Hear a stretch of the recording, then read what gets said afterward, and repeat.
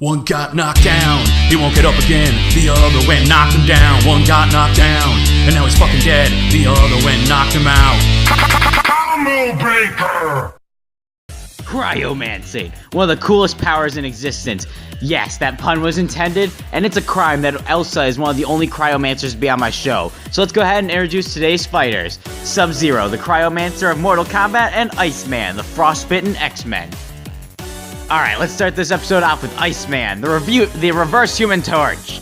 Iceman can manipulate ice as well as reach temperatures of absolute zero. He can also create force fields, and he's immune to sub-zero temperatures. He can even has like a small amount of telekinesis, which is pretty useful. He can also take water and ice and add it to his body to increase his own stats, and somehow he can teleport. I'm not quite sure how, but he does it. He also transforms into water, vapor, and ice, and he can easily regenerate by adding water, ice, or vapor to his body and instantly freezing it. He also fly, freeze people's blood, and he can duplicate himself infinitely, and each one of them can fight on their own. Iceman's super strong as he can shatter buildings, freeze lakes of hellfire, he's one frozen nuclear explosion, and has max potential. He caused a new ice age, and other heroes have said that he could potentially destroy the planet.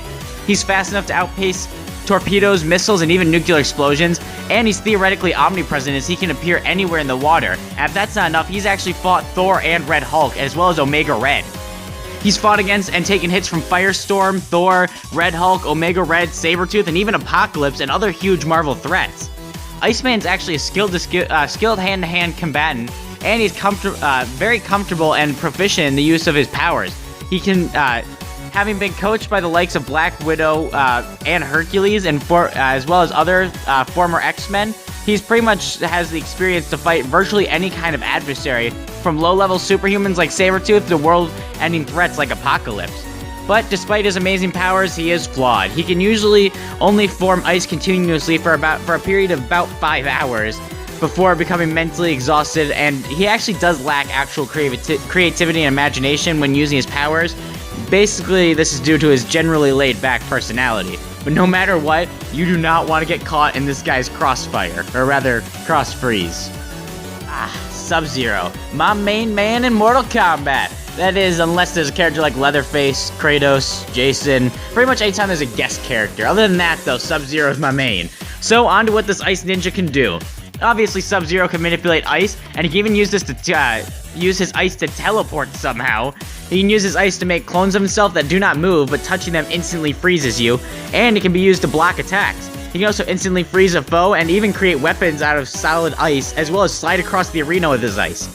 He's strong enough to fight and beat Noob Saibot, Serena, and even Raiden has said he's stronger than his brother who defeated Goro and Kentaro. He's easily froze over towns, he's defeated Cassie Cage and Takashi, and he can easily shatter ice and destroy bones in single strikes. Sub-Zero is quick enough to keep up with Scorpion, Cassie Cage, Johnny Cage, Sonya Blade, and even Reptile, who's dodged bullets. He's also endured beatings from the likes of Scorpion, survived gunshots, lived through fights against Takashi, and even taken on Johnny Cage without dying. Now, Sub-Zero is a pretty smart dude. He's a genius in combat, actually, as he's able to keep up with other Mortal Kombat fighters and skilled ninjas, and even other cryomancers. He's fought Scorpion, as I mentioned, Reptile, Johnny Cage, and all those guys are reasons that Mortal Kombat tournaments have been won. He's also been a cyborg at a certain point, but we're gonna ignore that. Sub-Zero's in an intense fight with Wolverine as he shoots an ice blast at him, but Iceman appears and catches the blast and throws it to the side. Sub-Zero creates a sword of ice and looks at Iceman. Sub-Zero runs over and slashes at Iceman, who catches his sword and punches Sub-Zero in the stomach multiple times. Sub-Zero then backs up and vanishes into a pool of ice. Iceman looks into the ice curiously as Sub-Zero appears behind Iceman and shoves a dagger straight into his chest. Iceman then absorbs the blade and elbows Sub-Zero and judo flips him on the ground, cracking a few of his ribs. Sub-Zero stands back up and creates a large hammer of ice and swings it overhead with great force at Iceman, but Iceman catches it with his hand only moving slightly back, and then turns it to water. Sub-Zero takes this time where Iceman's distracted and roundhouse kicks him, chipping off a large chunk of his side. Iceman stalls back as Sub-Zero rushes over, grabs his arm, rips it off, and smashes it against Iceman's head, causing it to shatter.